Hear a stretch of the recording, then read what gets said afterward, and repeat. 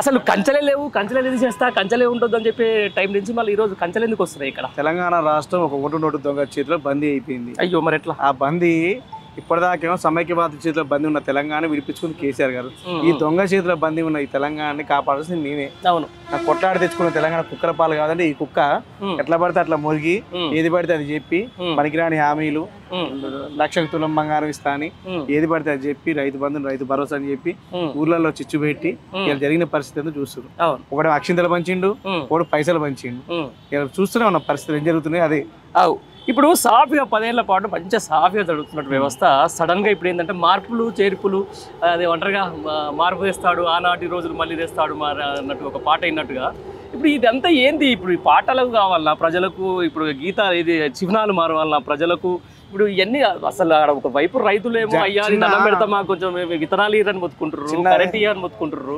ఇప్పుడు ఈ పాటలు ఏంది? తెలంగాణ తెచ్చింది ఎవరనంటే కేసీఆర్ గారు అని అంటారు. లేదుగా ఇప్పుడు అసలు తెచ్చింది కాంగ్రెస్, ఇచ్చింది కాంగ్రెస్ అంటారు. మరి అట్లా అనుకుంటే బ్రిటిష్ వాళ్ళే స్వాతంత్రం ఇచ్చారు, మరి బ్రిటిష్ వాళ్ళు ఇచ్చినా మనం స్వాతంత్ర సమరయోధులు కొట్టాడు తెచ్చి. ఇప్పుడు మీరైతే రేపు జూన్ 2 కు సోనియాని పిలిచి, సోనియా గాంధీ గారిని పిలిచి పెద్దగా ఆమెకే డైజెషన్ కాక రావట్లేదు. ఆమెకు అర్థమైపోయింది 1200 మంది ఉసురు కొట్టుకున్నా నేను, వాళ్ళ ప్రాణాలు తీసింది నేనే, చంపింది నేనే, సంతాప సభలు పెట్టేది నేనే. అది నాకు పద్ధతి కాదు, నా ఆరోగ్యాన్ని కూడా ఆమె కొంచెం పెద్ద మనసుతో ఆలోచించి రావట్లేదు. అబ్బో అది మంచిదే, ఇక్కడ వరకైతే ఓకే. అది వాస్తవం. వాళ్ళు ఏదో ఆరోగ్యం చెప్పినా తప్పు, ఆమెకు తెలుసు, ఇంటర్నల్ తెలుసు. ఆమె తప్పక ఇవ్వాల్సి వచ్చింది కాబట్టి ఆమె ఏదో ఒక తీసుకుంది, ముందరికి ఒక అడిగేసింది.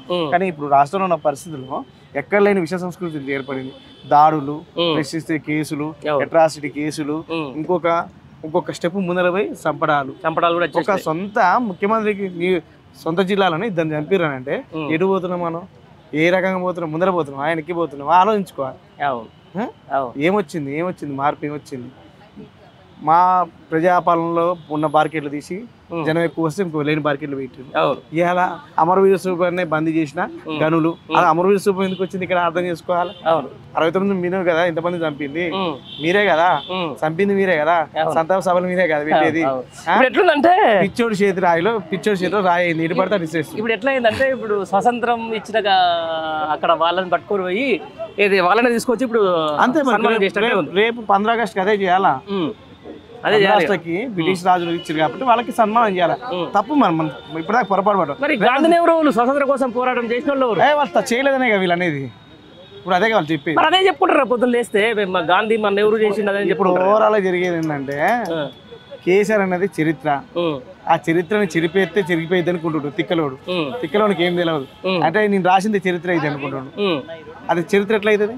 కాదు, నువ్వు రాసుకునే చరిత్ర కాదు, నీ గురించి నలుగురు చెప్పుకునే అది చరిత్ర.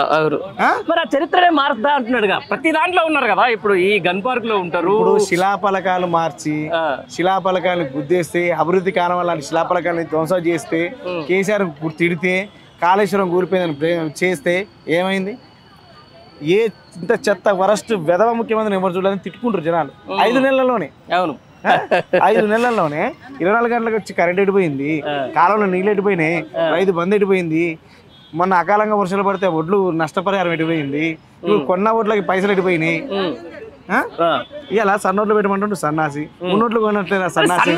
ఈ సన్నోట్ల మీద నాకు చాలా డౌట్లు ఉన్నాయి మిత్రమా. ఇప్పుడు మన ఊళ్ళల్లో నీకు ఒక 2 ఎకరాలు ఉందా?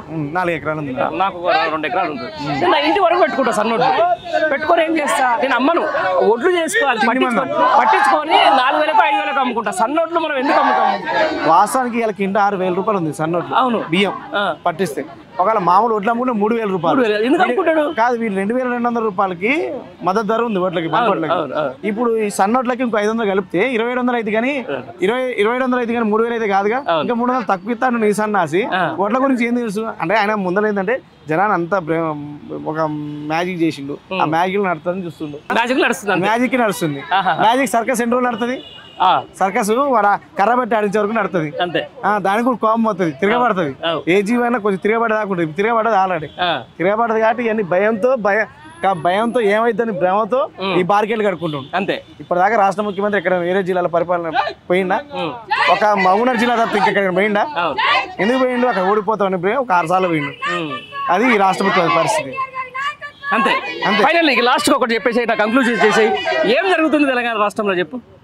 ఒక 10 ఏళ్ళు పరిపాలన కేసీఆర్ ప్రభుత్వం 50 ఏళ్ళు ముందరకు పోతే ఈ 5 నెలల కాలంలో 10 ఏళ్ళు వెనక్కిపోయిందని అందరూ అనుకుంటారు. అంతే అనుకుంటారు.